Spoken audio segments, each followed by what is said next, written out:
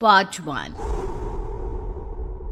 ऊंची ऊंची पहाड़ियों और घने जंगल से घिरा हुआ भैरवगढ़ गांव काली पहाड़ी के ठीक पीछे था।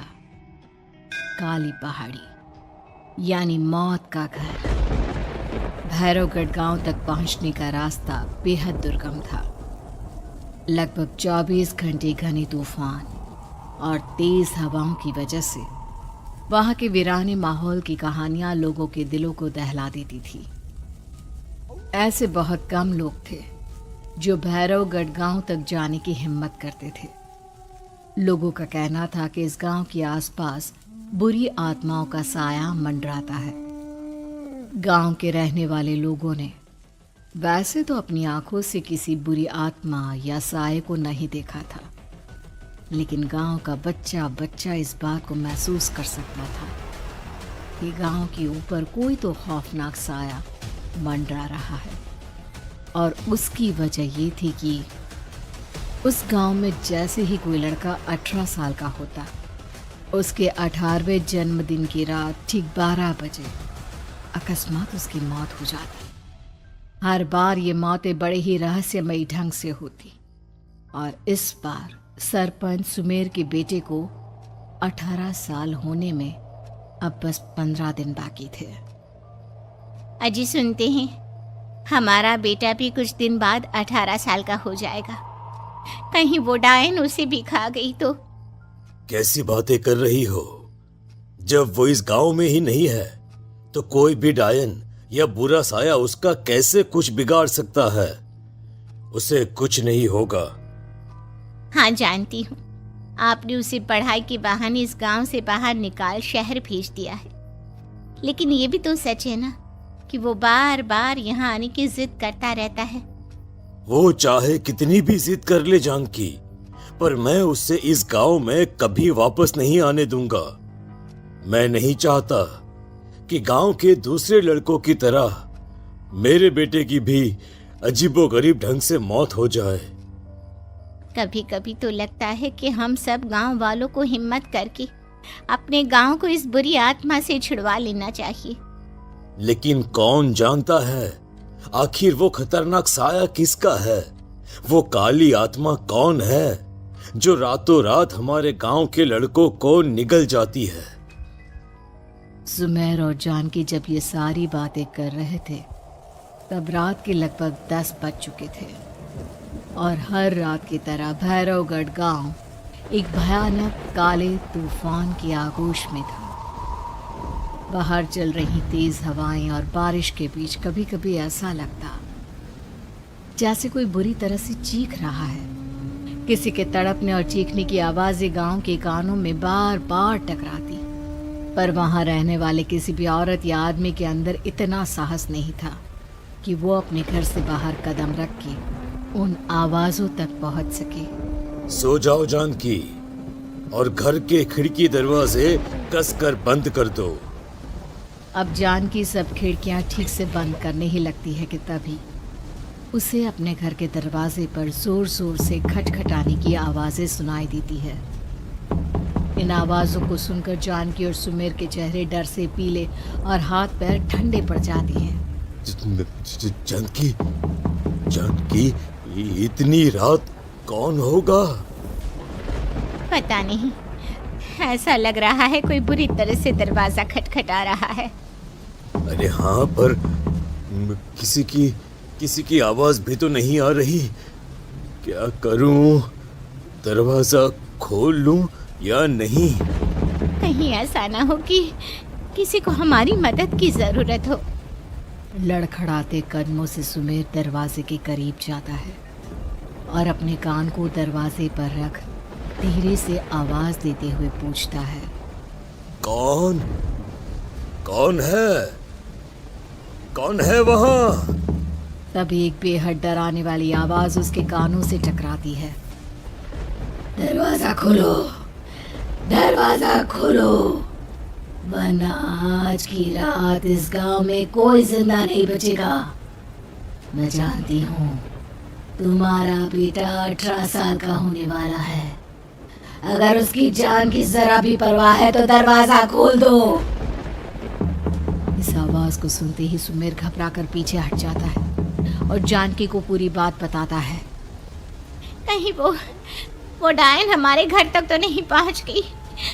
अब हम क्या करेंगे?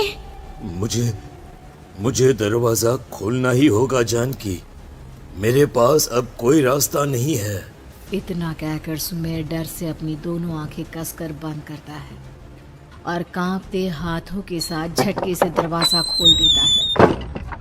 तभी किसी के जोर से हंसने की आवाज सुमेर और जानकी को सुनाई देती है। उस आवाज को सुन दोनों दरवाजे की तरफ देखते हैं और सामने अपने बेटे राहुल को खड़ा देख दंग रह जाते हैं। राहुल के हाथ में उसका मोबाइल होता है जिसमें से वो आवाज बज रही थी। ये क्या मजाक है? और तू यहाँ, तुझे मना किया था ना गांव में आने को, समझ में नहीं आता क्या? 18 साल का होने वाला है तू। माँ, आप लोग भी पता नहीं किन अंधविश्वास भरी बातों पर भरोसा करते हैं। क्या मैं अपने घर नहीं आ सकता? आप लोगों से नहीं मिल सकता? देख बेटा, हमने तुझे किसी वजह से ही इस गांव से दूर रखा था और यहां आकर तूने अच्छा नहीं किया। चल, मैं तुझे अभी के अभी वापस शहर छोड़कर आता हूं। ओफो पापा, आप बेकार की बातों से परेशान हो रहे हैं। बाहर इतना तेज अंधर तूफान चल रहा है, कहीं जाने की जरूरत नहीं है। मैं बस आप लोगों से मिलने आया हूं, कुछ दिन रहकर चला जाऊंगा। दिमाग खराब हो गया है इस लड़के का, नहीं जानता कि इस गांव में ये सुरक्षित नहीं है। किसने कहा था तुझे यहाँ आने को? ये आवाजें सुन, बाहर से जो आवाजें आ रही है तुझे सुनाई नहीं देती क्या? अरे माँ, जब जोर से तूफान चलता है, तेज हवाएं चलती हैं, तो इसी तरह की आवाजें आती हैं। ये बहुत नॉर्मल है माँ। नॉर्मल होगी तेरे लिए बेटा। 4 दिन शहर में पढ़कर आया है तो अपने माँ बाप की बात नहीं मान सकता। माँ, मुझे अभी बहुत जोरों से भूख लगी है, पहले कुछ खिला दो, और रात भी बहुत हो गई है। हम इस बारे में कल बात करते हैं, ठीक है? राहुल के वापस आ जाने से जानकी और सुमेर की आंखों की नींद उड़ गई थी।